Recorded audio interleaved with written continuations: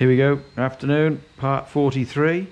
So this is my evening's week's work and some work yesterday and today. So a bit slow the progress of late because of unfortunately some part-time work is interfering. But anyway, so this week I have done the battery plate. So I've got a battery plate. I made a battery plate.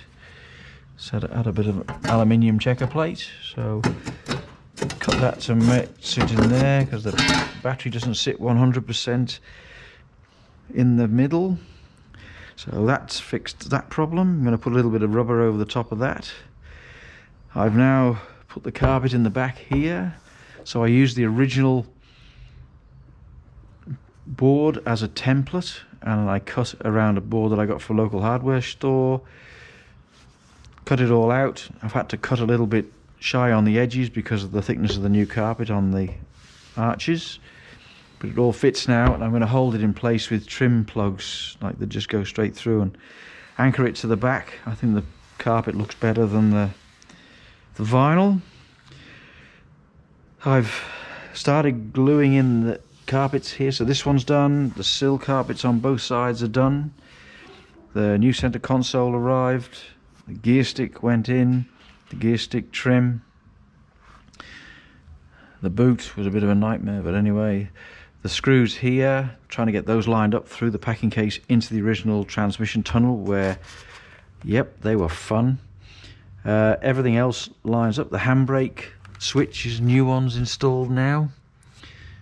I put this rubber stopper on here because when you let the handbrake down on the original, it was resting on the switch and not on the plug, on the little stop. So now it stops and the switch works and the light goes off. So that's the main bit. But yeah, the threads were damaged on the original one, so I had to get a new one. So that's the bit of carpeting done. Some mechanical stuff done there.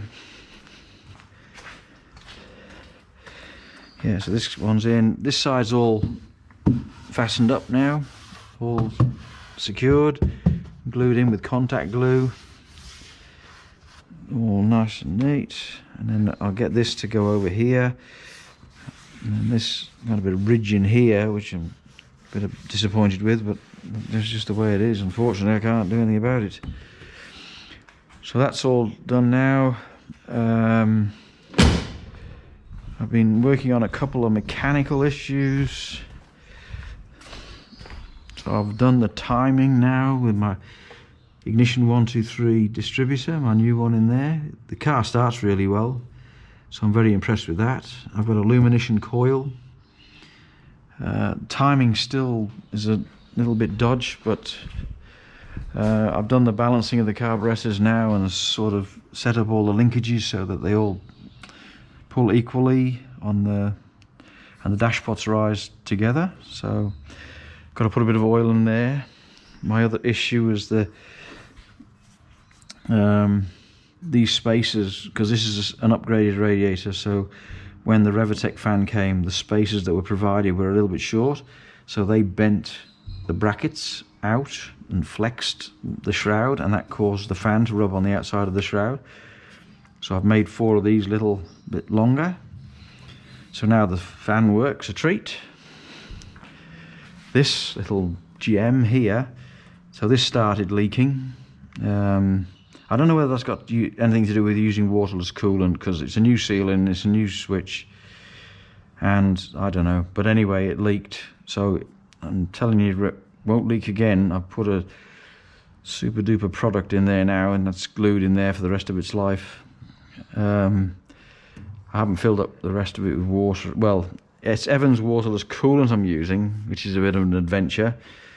So I've had a couple of leaks where I didn't expect them, and I expect that this stuff is more penetrating or more searching than standard coolant. So I've had to deal with that. I had a very minor leak with a core plug down there on the engine, and I've given that a bit of a tap, and that sorted that out. So it's not leaking again.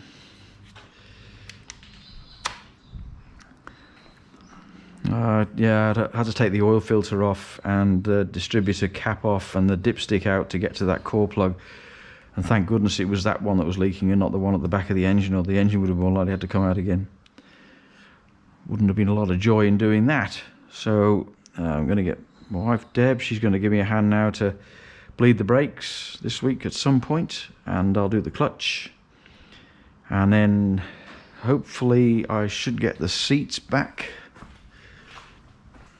I should get the seats back at the end of this month, at the end of September 23. So I'll get the floor carpets in next, and I've got a carpet to go over the back. I've painted the cover, the battery cover. I'll put the battery back in. I got some